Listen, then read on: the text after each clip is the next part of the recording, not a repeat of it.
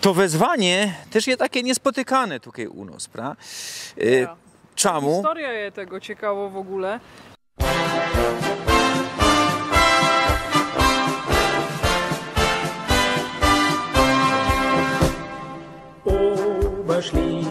Witam was, Rostomili.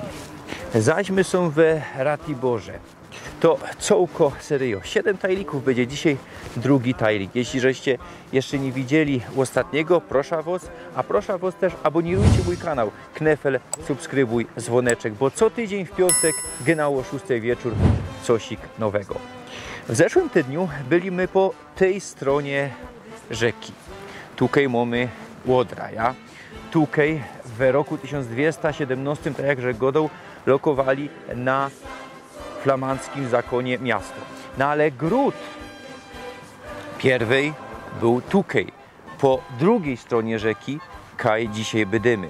Czemu nie rozbudowali, albo też nie lokowali miasta przy grodzie genau ino po drugiej stronie rzeki? No bo ta Łodra wylewała, a tu jest troszkę wyżej i z kuli tego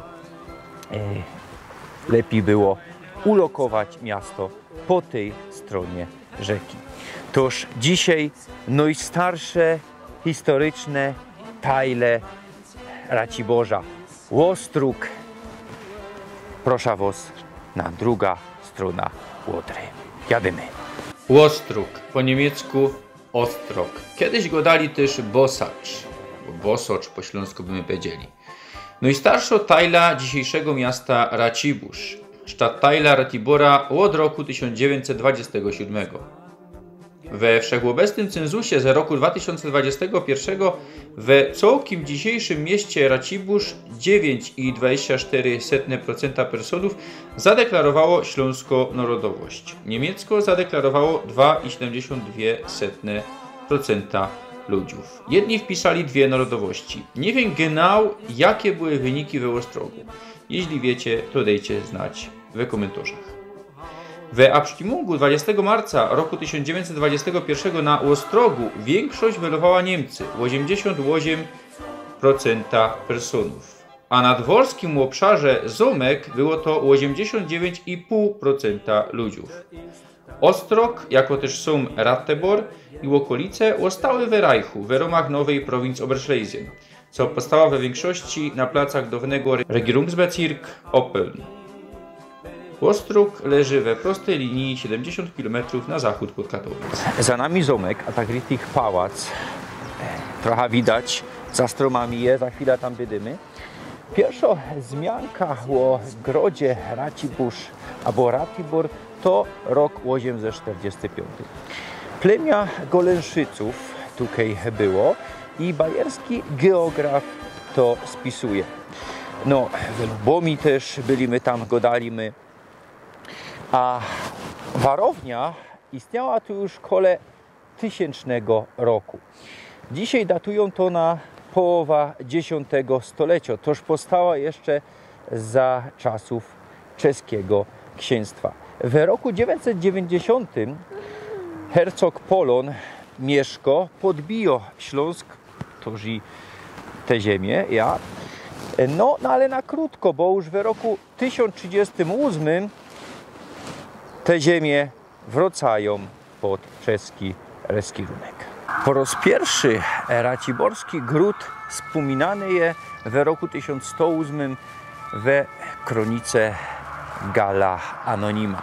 Wtedy też Bolesław Krzywousty bez walki zajął ten gród, który przynależał do Morawioków.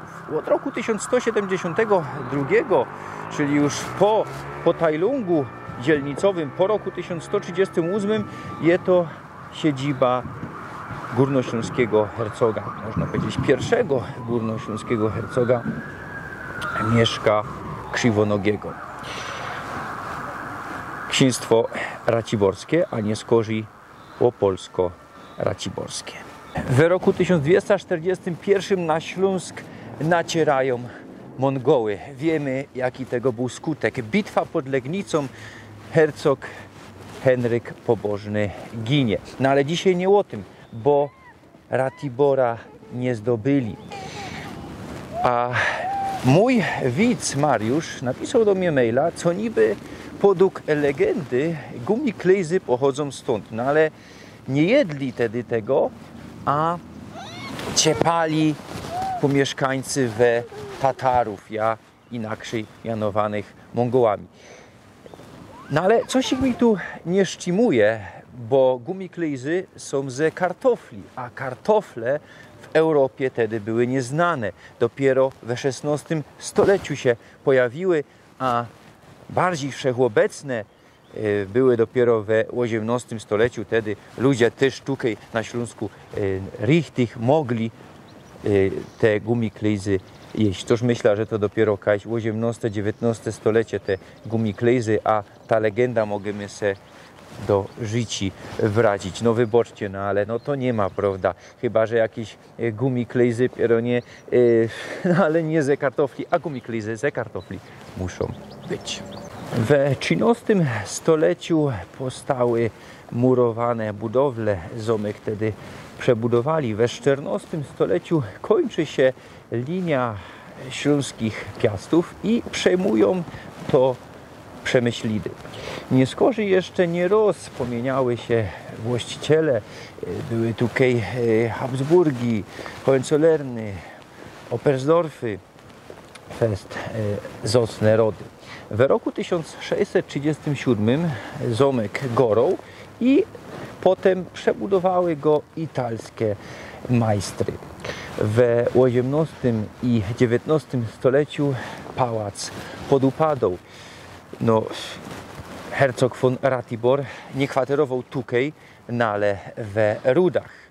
Kejby to tu wszystko było fajne, to myślę, co by kwaterował genau tutaj. W roku 1858 część budynków gorała, nie skorzy wybudowali nowe, kwaterowały tutaj byjamtry od hercoga. Rok 1945, koniec II światowej wojny, to też zniszczenia. No i nie skorzy zamek, albo też pałac, można powiedzieć, niszczeje coraz to bardziej. Komunistyczny polski reskirunek. Dopiero od 90. lat XX stulecia zaczęli coś ich tutaj restaurować. Potem wiemy, wielgo powódź, 97 rok. No i tak ganz wszystko odrestaurowali, to co dzisiaj tu widzimy, dopiero we XXI stuleciu. No i teraz richtig raduje to ślepia. Tutaj mamy kaplica, zaraz tam będziemy, a pod nią piwnicę. I genau tutaj niedawno, pora miesięcy do zadku, kręcili my, bo ja też tutaj był, zusammen z Mateuszem Pawełczykiem ze Stowarzyszenia Opowiadamy, tak się to mianuje, Stowarzyszenie Opowiadamy, no i ze Alanem Jasikiem, Młode Ślązoki, no i też ze Dziołchą, taką jeszcze jednym synkiem, majstrowali my teledysk raciborski Zuchthaus. Można to obejrzeć na YouTubie, proszę was, naprawdę, bo wiele roboty z tym było. No i o co się rozchodzi? Wincenty Eliasz w roku 1913 dokonał tu żywota. Był to śląski rozbójnik, co działał ze Karłem Pistulką, a Pistulka mono też tutaj dokonał żywobycia. I no jeszcze druga hipoteza, co godo o tym, co umrzył we Bojten, a Eliasz na zicher tutaj we Ratibor. Za czasów księcia Przemysława miał powstać tutaj tunel, co wiódł do klasztoru Dominikanek. O tym klasztorze gadali my w zeszłym tygodniu. Jego dcera Owka tam była i powstał, co by książę mógł się z nią trafiać i też co by zakonnice mogły citnąć w razie zagrożenia na zamek. Około 1000 lat temu wzniesiono w tym miejscu drewnianą budowlę, z której dziś prawie nic nie pozostało. Trwalsze okazały się kamienne i ceglane mury zamkowe, stawiane w XIII wieku. Wraz z kolejnymi przebudowami zmienił się styl architektoniczny zamku. Niezmienny pozostał natomiast jego obronny charakter. Życie codzienne w zamku obfitowało także w zabawy, polowania i uczty. Panie, Radzi jesteśmy, że otaczasz nas mieszczan raciborskich troskliwą opieką, a ich hojność Twa znana jest wszystkim. Zawsze pomyślność twórców i rzemiosła na sercu mi leżała, bo od ich wysiłków także i moja fortuna zależy. Zajmijcie miejsca przy stole i ucztujcie. Jeszcze bardziej kontent, że i zamkiem chwalić się mogę. Wielu murarzy nająć wypadało, ale i warto było. Ściany kamienne zimą ciepło zapewniają, a latem strop solidny, któremu ani wicher, ani obcy rycerz nie straszny. Tak jak ostatnio, tak i dziś będzie towarzyszyć mi Natalia Klimaszka, co mieszka niedaleko stąd. Ja na Staré Wsi. Ja Genau. tak fajnie, że mnie Sebastian zaś przywołał i trochę mnie sam spamiętał, jako se godo po śląsku. To będziemy zaś dzisiaj godać. Ja. Słuchajcie, bo ostatnio żech nie powiedział, no ale ty jeszcze jesteś związano ze Spectrum Direct, ja? Spectrum Direct, konwersatorium imienia Eichendorfa, to jest taki projekt, portal o mniejszości niemieckiej, o Ślązokach. Polecam serdecznie, są tam różne produkcje filmowe mojego autorstwa o Uliczce, o Eichendorfie, o Lichnowskich. Zapraszam Was www.spektrum przez c.direct też przez c. Za nami kaplica rzymskokatolicka pod wezwaniem świętego Tomasza z Canterbury, Tomasza Becket inaczej. No, budowali ją w latach 1288-1293 perła śląskiego gotyku. Stanęła mono na placu, kaj kiedyś była romańsko rotunda ze XII stulecia, a to wezwanie też jest takie niespotykane tutaj u nas, prawda? Czemu? Historia jest tego ciekawa w ogóle, bo to jest właściwie kolegiata. Genau, bo od tego 1288 do 1416 była tutaj kolegiata. Nie skorzej przenieśli ją do farnego kościoła i założył ją.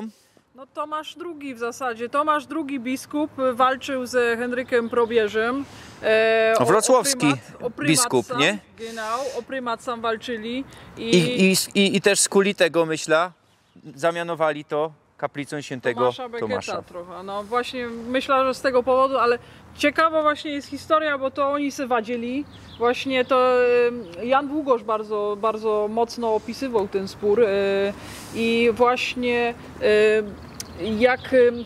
Bo to było tak, Tomasz II, czyli właśnie ten biskup, on się potem poddał temu Henrykowi. On się tu ukrywał w ogóle, ten Tomasz II, na też zezwolenie książąt raciborskich. I potem jak się już pogodzili, no to szli do pierwszego kościoła, który był w pobliżu, do kościoła świętego Mikołaja na Staré Wsi i Bestuż się tam też znajduje dzisiaj pomnik zgody. I właśnie to jest ta zgoda pomiędzy tym Tomaszem II a tym Henrykiem IV. I to było tak, że potem Henryk został otruty i tak ten spór, potem ten Tomasz na swoją korzyść to jakby obrócił i też ufundował właśnie ta śląsko perła gotyku, dzisiaj zwano, są elementy i też neogotyckie. Ja, no bo to nie skorzej przebudowywali, kaplica gorała pora razy, ja. Ostatnie, i mamy barokowe, ja, też elementa neogotyckie. To przodzi inaczej wszystko troszkę wyglądało. W roku 1945, na koniec II światowej wojny, kaplica ponoć nie zniszczała, ale niszczała nie skorzej za czasów komuny. Ale już pod koniec komuny w połowie 80. lat XX stulecia zaczęli coś tu renowować. Ale taką ostatnią renowację to są lata 2013-16 i przed 16 rokiem mógłby jeszcze tutaj w Mytce siedzieć, bo to nie był kościół, nie było to miejsce, nie był to plac sakrum, było to zdesakralizowane. W 2016 na nowo to poświęcili i normalnie tutaj okazyjnie chyba raz w miesiącu mamy mszę. Chyba w 1988 znaleźli też tu karta Schneidera, kaj ręcznie nakreślili tunel pod Łodrą. Co jeszcze na No, temat tego niszczało to placu? tak bardzo, że chodzili tu z okolicznego mechanika, ze szkoły mechanik, technikum mechaniczne, które było tam przodzi stoło Herzoglicie Kamera i o tym w ogóle należy powiedzieć, że 1810 właśnie sekularyzacja. Ja, te to już my dobra- też wspominali na temat Ja. tych. Genau. I te dobra se ostały tym Hohenzollernom i oni to potem sprzedali, wymienili w zasadzie za dobra, które tam w Hesji mieli właśnie późniejszy von Ratiborery, hercogi i oni sam to dostali i też mieszkali właśnie w Rudach, we klasztorze, w tym opactwie cysterskim i tu właśnie też ta Herzoglicie Kammer, ona się zajmowała administracją całego tego majątku, no ale ona później spłonęła. Częściowo te dokumenty też są w archiwum państwowym do odnalezienia. Ja też zrobiłam taki filmik, odsyłam Państwa do tego filmu, znajdziecie go na profilu Zamek Piastowski, Natalia w archiwum, właśnie o tej książęcej komorze, o tych dokumentach ciekawych, co tam było, o browarze też było bardzo dużo. A to zaraz jeszcze do browaru przejdziemy. Ja. A tutaj widzimy, co to było trochę niżej. To się wszystko podniosło. No wiele metrów niżej tutaj mamy z 2 metry, myślę, mogą być. Werci se też wspomnieć o organach, które sam będą za niedługo zamontowane. Organista Arkadiusz Popławski gra obecnie na takim tam Rolandzie, ale za niedługo mają się tu znaleźć właśnie nowe organy. Sam jeszcze se Werci wspomnieć o takie jedne rzeczy. Nad tutaj wejściem głównym do lat 60. XX wieku znajdowała się głowa Mongoła, Tatara, wodza w ogóle Tatarów pochodząco z 1241 roku ponoć. I chodzi o to, że to była głowa wodza tatarskiego, kero podobno zastygła w kamień. I ona, spoglądając, wskazywała kierunek, kaje zakopany skarb. Ale ta głowa została zdemontowana i obecnie się znajduje właśnie w tym Muzeum Zamkowym, co wam też Sebastian pokaże. Przy zamku mamy zamkowy browar. Browar zamkowy, jak jest szepnięte, Anno Domini 1567. Taki stary. Jest to jeden ze najstarszych browarów na Śląsku, co funguje do dzisiaj. No, gorął budynek w roku 1858 i kosek dali, genau tutaj postawili nowy.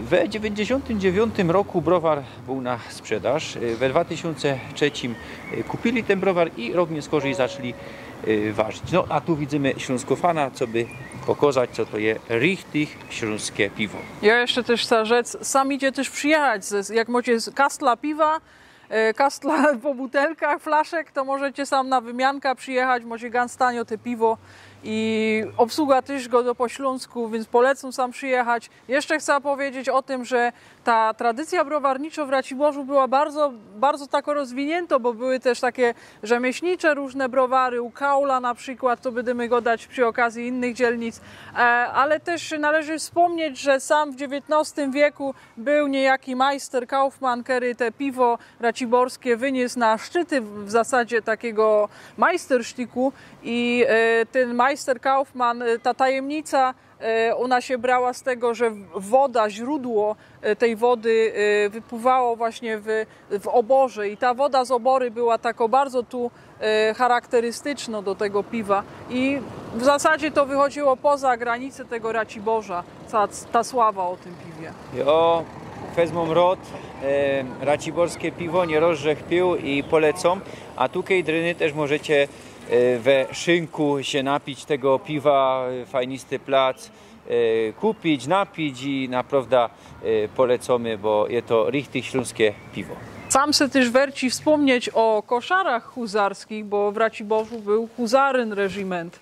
I no niestety, jak widzimy, no jest to w takim stanie, jakim to jest. W 90 latach budynek został oddany za symboliczną złotówkę mniejszości niemieckiej i przez te lata bardzo długo ta budowla popadała w ruinę i teraz niedawno, nie wiem czy mniejszość to sprzedała, albo oni to remontują, będzie tu hotel. A za tymi koszarami huzarskimi były jeszcze też stajnie i te stajnie częściowo, no w większej części zostały pobulone i tam były bardzo ciekawe freski. Tam był Adler czarny pruski i też były te wszystkie bitwy, w którym oni brali udział, na przykład pod Verdun, Leipzig, Bautzen, Belle Allianz, Dresden. Takie tam były bitwy wymieniane. Są my na najstarszym cmentarzu Raciborza, na cmentarzu małym na Ostrogu przy kościele świętego Jana Chrzciciela. I cmentarz jest wyłączony oczywiście z nowych pochówków i jest to w zasadzie park. I bardzo ciekawe tu są grobowce, na przykład tu mamy okazały grobowiec śląskich rzeźbiorzy Kokesz und Jungblut. Na całym Śląsku znajdziecie i krzyże, i grobowce ich właśnie autorstwa. I generalnie, no tak jak widzimy, jest tu też moc nagrobków, którym skuto napisy, na przykład tu wymajzlowane niemieckie napisy. W latach 40. i 50. dalej, no, władza straszyła podobno, ale oni tego aż tak mocno nie egzekwowali, więc ludzie przestraszeni na swoją rękę prowadzili takie działania i to jest na przykład taki tutaj przykład tego działania. Sam też jest grup mojego krewnego Pius Komorek. Pius Komorek produkował maszyny rolnicze na początku XX wieku, a co ciekawe, tu nie wiem, czy to jest nagrobek masonów, ale na to by wskazywało, ponieważ jest i węgielnica, i cyrkiel, i młot. Cmentarz powstał kaś we XIII stuleciu. Pierwej był tu kościół. Kościół świętego Jana Chrzciciela. Godą, że przy zamku o rotundzie świętego Jana Chrzciciela, no ale kiedy wybudowali kaplica świętego Tomasza, to już było niepotrzebne, przenieśli to tutaj, wybudowali od nowa drzewiany kościół. Zmiankowany po raz pierwszy w roku 1307, no ale prawdopodobnie był tu już przodzi. No i był to pątniczy plac.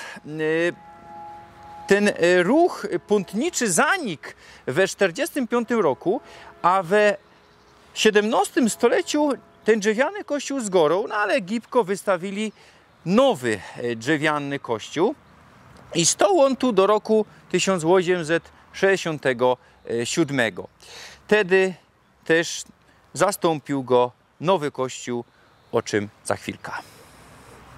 W roku 1856 zaszli budować ten piękny neogotycki kościół świętego Jana Chrzciciela, co zastąpił ten stary drzewiany. Ukończyli go w roku 1866. Potem zniszczony był w roku 1945. Potem odbudowany, no i powódź Meiter wody tutaj była w roku 1997. Ja genau, no niestety tu jest też starostwo, tam kiedyś było archiwum państwowe i tam te wszystkie akta pływały, tam nurkował jeden z tych pracowników archiwum, ale też co należy wspomnieć, w tym kościele są piękne witraże i do tych witraży sam sobie naprawdę werci przyjść. Witraże autorstwa m.in. Lazara Raciborskiego i ktoś tam właśnie pracownia witrażowo ze München. Dryny są jeszcze...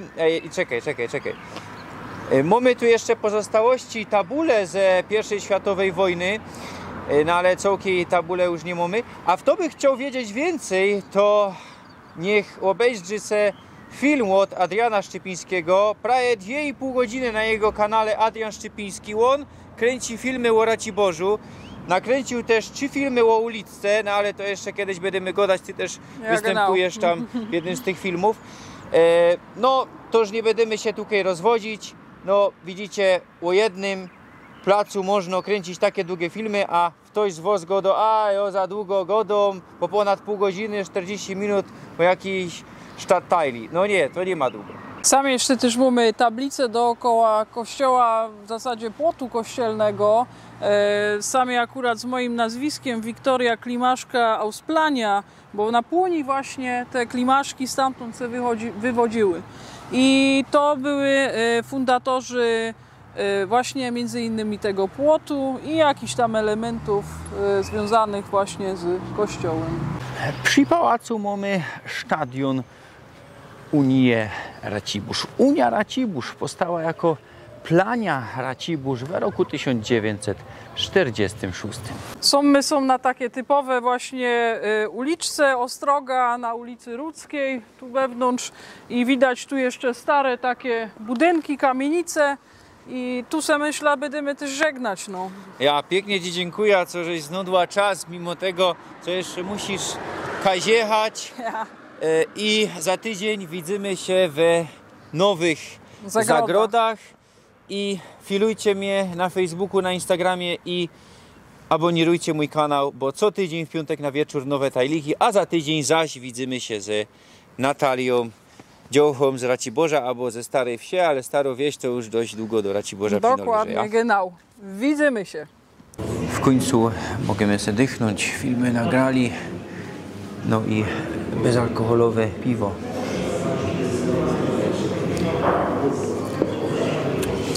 Weronika ma rżnięte, takie jasne z ciemnym, a tutaj mamy roztomajte piwa klasyczne, miodowe, pils mocne, pszeniczne, porter, rżnięte, ćmawe, no, bezalkoholowe, co Joza mówił, radler bezalkoholowy, twierdzowe, takie 3,8, 4,5. No i możemy też zwiedzać browar, 30 zł za persona. No kiedyś film zmajstrujemy taki ekstra tajlik.